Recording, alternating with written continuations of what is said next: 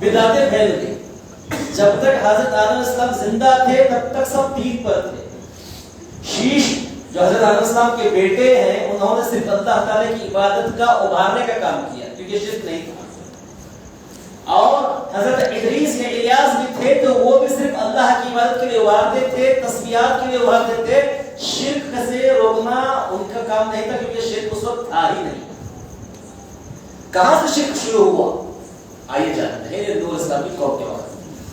نوح علیہ السلام کو اللہ تعالیٰ نے خصوصی طور پر شرک سے بچنا, تمام لوگوں کو بچانے کی, توحید کی دعوت خالص کرنے کی ذمہ داری ادا کی نوح علیہ السلام کو. یہ پہلی ذمہ داری انسان تھے جو شرک سے روکنا اور توحید کی دعوت دینا دونوں کام کے لیے پہلے نبی چنے گئے. اس کے بعد جتنے انبیاء کرام آئے ہیں محمد صلی اللہ علیہ وسلم کو تمام کے تمام انبیاء شرک سے روکے ہیں. اس سے پہلے کے انبیاء کا کام شرک کا کام نہیں تھا کیونکہ شرک دنیا میں تھا ہی نہیں. اب تھا ہی نہیں تو کیسے شروع ہوا؟ میں نے کہا آپ کے سامنے حضرت آدم علیہ السلام کے بہت سالوں کے بعد کی بات ہے. دنیا میں شرک ایسے پھیل گئے انسان تصور تک نہیں کر سکتا. آج آپ جانیں گے چھوٹی چھوٹی باتیں کتنے معنی رکھتی ہیں. معلوم یہ ہوا کہ نوح علیہ السلام کی قوم میں شرک تھا. کیسے تھا؟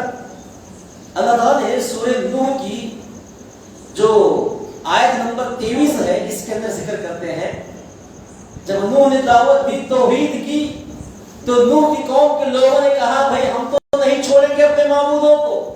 ہم نہ تو ود کو چھوڑیں گے, نہ تو سوا کو چھوڑیں گے, نہ تو یغوث کو چھوڑیں گے, اور نہ ہی ہم نصر کو چھوڑ سکتے ہیں.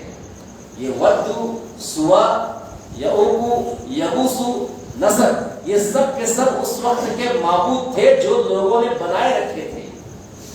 آج بھی ہر ایک انسان جو غیر انسان ہے, غیر مسلم ہے, وہ اپنا ایک ایک معبود بنایا ہوا ہے. کوئی کسی رام کی پوجا کرتا ہے تو کوئی کسی گنپتی کی پوجا کرتا ہے ہندوستان کے اندر. ایسے ہی ہمارے مسلمانوں کے اندر بھی ولی کی محبت اتنی ہو گئی کہ وہ ولی کی محبت کی آڑ میں شرک تک کر رہے ہیں اور کہتے ہیں کہ نہیں ہم نہیں کر رہے ہیں. اچھا کیسے شرک شروع ہوا؟ یہ جو ود, سوا, یغوث, یعوق, نصر یہ جو تھے یہ کوئی ایسے لوگ نہیں تھے کہ جو اللہ معاف کرے کہ یہ پاپی لوگ تھے, ایسا نہیں تھا. یہ اس دور کے بہت ہی اچھے انسان تھے. جب یہ زندہ تھے بڑے نیک, بڑے صالحین اور اچھے اخلاق والے, لوگوں کو بھلائی کا حکم دینے والے اور اچھی باتیں پھیلانے کا کام کرتے تھے.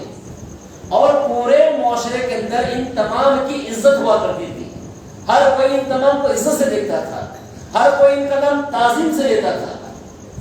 ہوا کیا, ان تمام لوگوں کا انتقال ہوتا, ایک کے بعد ان کی جو عمر ختم ہو گئی تو یہ تمام کے تمام مر گئے. اور ہمیشہ مرنے کے بعد اچھے لوگوں کی باتیں ہوا کرتی ہیں, بھائی وہ کتنے اچھے انسان تھے, ود صاحب بہت اچھے تھے, یعوق بہت اچھے انسان تھے, ہمیں بھی ویسا بننا چاہیے, اتنے اللہ والے تھے. یہ تمام باتیں ان کے قوم کے پیچھے, ان کے قوم کے لوگ ان کے مرنے کے بعد کر رہے تھے. اب دیکھیے شیطان کو شرک شروع کرانا ہے انسانوں کے اندر. شیطان کو لوگوں کو جہنم میں لے کر جانا ہے. اس کے لیے وہ کیا کر رہا ہے, ایک بزرگ کی شکل میں آیا اور جہاں پر وہ انسان بیٹھے تھے جو لوگ ان کی تعریفیں کر رہے تھے کہ بھائی کتنے اچھے انسان تھے, ان کے آنکھیں سب کے سامنے بیٹھے لگا, ہاں کہہ رہے بہت اچھے انسان تھے, بہت اچھے انسان تھے, تعریف کرنے لگا. اور ان کو کہا کہ بھائی دیکھو اتنے اچھا تھے انسان, اچھے تھے وہ, تو کیا آپ بھی نہیں چاہتے کہ ان کے جیسا بنے؟ کیا آپ بھی نہیں چاہتے کہ ان کے جیسی عبادت کرے اللہ کی؟ چاہے کہتے کہ بہت اچھی بات ہے, ہم کو تو کرنا چاہیے, ہم کو تو ان کے جیسا بننا چاہیے. تو تم ایک کام کرو کہ ان کی جو فوٹو ہے, ایک پینٹر کو بلا کر, ایک کام تصویر نکالنے کو بلا کر ان کی کچھ تصویریں نکالو جس سے یاد ہو جائے. وہ تصویریں کیا کرو تمہارے جو جس طریقے سے ہم نے جماعت کھولی ہے, کیمبر گلی کی جماعت کھولی, ہر جماعت کی کھولی ہوتی ہے, ہر گلی کے اندر جہاں پر لوگ بیٹھتے ہیں وہاں پر کچھ فیصلے ہوتے ہیں. تم کیا کرو, تمہارے ایسی جماعت کھولی کے اندر ان لوگوں کے فوٹو کو اٹکاؤ, تمہارے گھروں میں تم ان کے فوٹو کو اٹکاؤ, اور جہاں جہاں مین سرکل, مین بازار ہوتا ہے وہاں تم ان کے تصویروں کو لٹکاؤ, اور جب تم ان کو دیکھو تو تمہارے اندر اللہ کی یاد تازی ہو جائے کہ بھائی کتنے اچھے انسان تھے یہ لوگ اللہ کی عبادت کرتے تھے، ہمیں بھی چاہیے کہ ہم بھی ان کے جیسے بنے۔ ایسا اچھا خیال وہ شیطان ان لوگوں کے سامنے آ کر بولا۔ لوگوں نے کہا یہ تو بہت اچھی بات ہے، ان کی فوٹوز ہم نکال کر ہمارے گھروں میں، جماعت کھولی میں اور بازار کے اندر لگا دیں گے تاکہ ان کو دیکھ کر ہمیں بھی لگے کہ ہمیں بھی ایسا بننا ہے۔ یہ کتنا اچھا خیال ہے، کسی قسم کا اس کے اندر پرابلم نہیں ہے۔ وہ شیطان آ کر نہیں کہہ رہا ہے کہ بھائی تم اللہ کے شکر کو کرو، نہیں، وہ کہہ رہا ہے کہ تم ایسی بننے کی کوشش کرو۔ ان کو اچھا لگا، انہوں نے کیا کیے، پینٹنگ کی، ان کی فوٹوز بنائے اور گھروں میں، جماعت کھولے میں، پورے بازار میں ان کے فوٹو لٹکا دیے اور سوچتے رہے اور اچھا کام کرتے رہے۔ ان کے اندر بھی شرک نہیں آیا، کیوں؟ یہ ایک نیک مقصد سے ان کو دیکھا کرتے تھے۔ لیکن محترم سامعین حضرات، جب یہ اچھے لوگ بھی مر گئے، انتقال کر گئے، ان کی اولاد کے پاس شیطان وہی مشرک کی شکل اختیار کر کے آیا۔ اب وہ اولاد کچھ معلوم نہیں تھا، جیسے کہ آپ یہاں پر بیٹھے ہیں 60-70 سال کے جو بزرگ، آپ نے تالی کوٹ کے اندر وہ دور بھی دیکھا ہے جب لائٹ نہیں تھی۔ آپ نے تالی کوٹ کے اندر بہت ساری چیزیں دیکھی ہیں جو ہم نہیں دیکھے اور ہمیں کچھ پتہ ہی نہیں ہے کہ نہیں؟ اب ایسے میں ان کی جو اولاد تھی، جو اچھے لوگ تھے، جو پینٹنگ بنا کر دیکھ کر ان کی ریسی مدد کرنے کی کوشش کرتے تھے، وہ اولاد کو معلوم نہیں تھا کہ یہ فوٹوز کیا ہے، کیسے ہیں، اور وہ دھمکی نہیں کہ زیادہ۔ تو ان کے اولاد کے پاس بزرگ شکل میں آ کر شیطان کہنے لگا کہ بھائی تمہیں معلوم ہے کہ تمہارے گھروں میں جو فوٹو ہے، تمہاری جماعت کی کھولی میں جو فوٹو ہے، تمہارے بازار کے چوراہے پر چوک میں جو فوٹو لگا ہے، وہ کن کے معلوم ہو تمہیں؟ کہنے لگے پتہ نہیں کن کے ہیں، اچھے لوگ ہوں گے۔ ارے کیسی بات کر رہے ہو، اچھے لوگ تو تھے ہی تھے، بلکہ وہ ایسے تھے تمہارے باپ دادا کو جو بھی تکلیف آتی تھی، جو بھی پریشانی آتی تھی، ان کے سامنے وہ کہتے تھے کہ بھائی ہماری تکلیف کو تم دور کرو، تو وہ تمہارے باپ دادا کی دعا کو سنتے اور تمہاری تکلیف کو دور کر دیتے۔ یہاں تک کہ پورے گاؤں میں بارش نہیں آتا تھا، کھیتوں میں بارش نہیں ہوتی تھی، تو تمہارے باپ دادا ان کو کہتے کہ بھائی آپ ہمیں بارش کی ضرورت ہے، ہمیں آپ بارش حاصل کرو۔ تو یہ جو ہے لوگ جن کے فوٹوز لگے ہوئے ہیں، یہ تمہارے باپ دادا کی مدد کرتے، بارش کو برساتے۔ تمہارے گھر کی خوشیاں ان کے ذریعے سے ہیں، تمہارے گھر کی خوشیاں جو بھی ہیں ان کی وجہ سے ہیں۔ کیا تم نہیں چاہتے کہ تمہارے باپ دادا سے 2 قدم آگے بڑھو؟ یہ تو بہت اچھی بات ہے، ہمارے باپ دادا کو اتنا چاہتے تھے، ہمیں تو معلوم ہی نہیں، چلو ہم بھی کچھ ایسا کرتے ہیں تاکہ یہ خوش ہو جائے۔ تو کہنے لگا تمہارے باپ دادا کی حیثیت اتنی تھی کہ یہ فوٹوز لگائے، آپ کو معلوم ہے ان کی قبریں بھی یہی بازو میں ہی ہے، آپ ان کو مزار کی شکل دو، ان کو ایک تعظیم کا معاملہ دو۔ اب ایسی قبریں ہیں کہ وہاں پر جانور وغیرہ پھرتے ہیں، آپ ان کی قبروں کو مزار کی شکل دو، پتھر کی شکل دو، تاکہ ان کی تعظیم برقرار رہے، ان کی عزت برقرار رہے اور ان کی قبر کے اندر کوئی جانور وغیرہ پھرے نہیں۔ کہنے لگے وہ تو بہت اچھی بات ہے۔ اب ظاہر سی بات ہے انسان کے پاس پیسہ آ جاتا ہے، آپ کے باپ کے پاس جو پیسہ تھا آپ کے پاس اس سے زیادہ ہے، آپ کے بچوں کے پاس آپ سے بھی زیادہ پیسہ ہے۔ اب جو ہمارے بچے پیدا ہونے والے آگے چل کے ہم سے بھی زیادہ پیسہ کمائیں گے، جتنا پیسہ کمائیں گے اتنی مزید شان۔ جیسے کہ دیکھیے آسام سے پہلے کیسی تھی، چھوٹی سی تھی، آج دولت اتنی بڑی بن گئی اور اوپر کا فلور پہ بن گیا، کیوں؟ پیسوں کی وجہ سے۔ تو ان کے پاس پیسہ بہت آ رہا تھا اس وقت، تو کہنے لگے کوئی ہمارے باپ دادا پاس زیادہ پیسہ نہیں تھا تو فوٹوز لگائے ہیں، ہم ان کی قبروں کو درگاہ کی شکل دیتے ہیں۔ یہ کہہ کر انہوں نے مزار بنایا اور درگاہ کی شکل دی، اور ساتھ ہی ساتھ ایک دن فکس کر لیا عرس کی طرح۔ جس طریقے سے ہر ایک درگاہ کا عرس آج بھی ہو رہا ہے، پہلا عرس انہوں نے ہی شروع کیا کہ بھئی آج سے ہم ان کا سال میں ایک بار جلسہ نکالیں گے، عرس نکالیں گے، اور ہر روز ان کی کیا ہے ہم عبادت بھی کریں گے، ان سے بھی مانیں گے، اللہ سے بھی مانیں گے، اللہ بھی دے گا، یہ بھی دے گا۔ یہ ان کے دماغ میں آیا۔ آپ قرآن مجید کی سورہ نوح اٹھا کر پوری تفسیر پڑھ سکتے ہیں، کوئی بھی پڑھ سکتے ہیں۔ یہاں سب سے پہلے پوری دنیا کے اندر شرک کا جو بیج بویا گیا وہ اس طریقے سے ولیوں کی محبت ڈال کر ہی شرک کا بیج بویا گیا۔ اس سے پہلے شرک تھا ہی نہیں، کوئی انسان شرک نہیں کرتا تھا۔ ایسی پری پلاننگ تھی شیطان کی کہ اس نے پہلے محبت کو لایا سامنے ولیوں کی، اور اس کے بعد میں دھیرے دھیرے کرتے کرتے بات شرک تک لایا۔ سمجھ رہے ہیں؟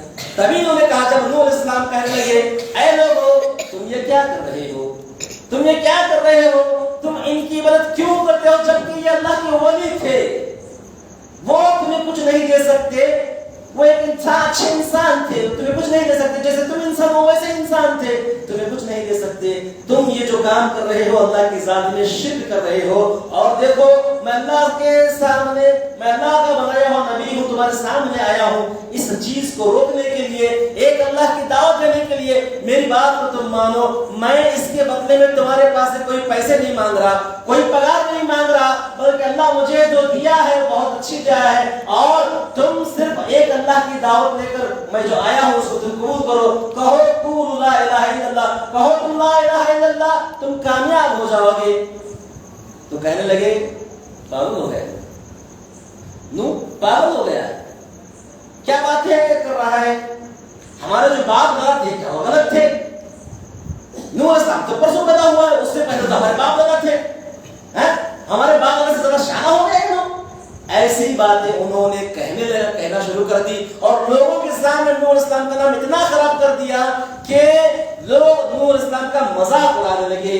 अच्छा, तुम नबी हो, अल्लाह को कोई और नहीं मिला, तुम्हें मिले, अच्छा ऐसा गलत है, हमारे बाप जो करते हैं वो गलत है, तुम्हें सही, तुम्हें शाने, ऐसी बातें कहने लगे। ये जो मेरे अल्फाज हैं तालिबोर्ड की ज़बान के एतबार से ऐसे हैं, लेकिन कुरानी मजीद के एतबार से भी हूबहू ऐसे ही बातें हैं। आप तर्जुमा पढ़ेंगे तो आपको मालूम होगा वो ऐसी बातें किया करते थे नबियों को। तो पागल हो गए हो, तुम्हारा दिमाग खराब हो गया है, तुम्हें इलाज की जरूरत है, तुम काम को शाने को दिखाओ। ये नबियों को कहते थे, क्यों? एक अल्लाह की दावत देने पर। नूह अलैहिस्सलाम ने कहा ये तो हद हो गई। और आपको मालूम है मोहतरम समाजरात, आदम अलैहिस्सलाम ने जो शीश को एक पेशन गोई की थी कि बहुत जल्द एक तूफान आने वाला है, वो यहाँ एक अजाब के आने का अंदेशा जो आदम अलैहिस्सलाम ने भांप लिया था, या अल्लाह ने उनको दिखा दिया था, वो यही नूह अलैहिस्सलाम की कौम पर अजाब आने वाला था। वो इसलिए भी आया कि सरकश हो गई थी पूरी की पूरी कौम, और यहाँ तक कि इतनी सरकश, इतनी ज्यादा बुरी हो गई थी कि कोई इंसान का मरने का वक्त आता तो अपने बच्चे को बुलाकर वसीयत करता कि तुम नूह की बात को नहीं मानोगे, तुम नूह को पागल कहोगे, जैसे हम कहते थे, तुम जितना हो सके नूह की बुराई करोगे। ये वसीयतें अपने बच्चों को करने लगे। अब यहाँ तक हो गया कि भाई उनके बच्चे भी ईमान नहीं ला सकते, ऐसा मोमेंट पैदा हो गया। अब यहाँ एक ही मामला बच रहा था। 950 साल तक नूह अलैहिस्सलाम ने अल्लाह की दावत दी, लेकिन 70 या 72 या 80 के करीब लोगों ने ईमान लाया, उससे ज्यादा नहीं। तो अल्लाह ताला के सामने नूह अलैहिस्सलाम ने कहा, ऐ अल्लाह, अब ये कौम हिदायत पर नहीं आने वाली, क्योंकि ये अपने बच्चों को वसीयत भी कर रहे हैं कि तुम ईमान ना लाना, नूह की बुराई करना, तो अब ऐ अल्लाह तू तेरा अज़ाब भेज दे।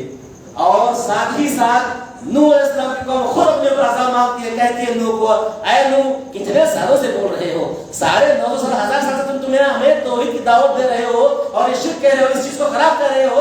अगर ये खराब है तो क्या होगा, हम करने ही वाले, और तुम कहते हो कि ये करने से अज़ाब आता है, चलो तुम अज़ाब को लेकर आओ हमारे सामने, हम उसके लिए तैयार हैं, देखते हैं कैसे अज़ाब आता है। अगर तुम हक पर हो तो अज़ाब लेकर आओ, हम अज़ाब झेलने के लिए तैयार हैं। उनकी कौम ने भी नूह अलैहिस्सलाम से इस बात का मुतालिबा किया। तब नूह ने कहा, ऐ अल्लाह, ये खुद कौम अज़ाब मांग रही है मेरे मालिक, अब इसके बाद में तो कोई ईमान नहीं लाने वाला मेरे मालिक, मैं 1000 साल तक तेरी दावत दे चुका हूं, तब भी ये कौम नहीं मान रही, मौला तो फैसला कर दे।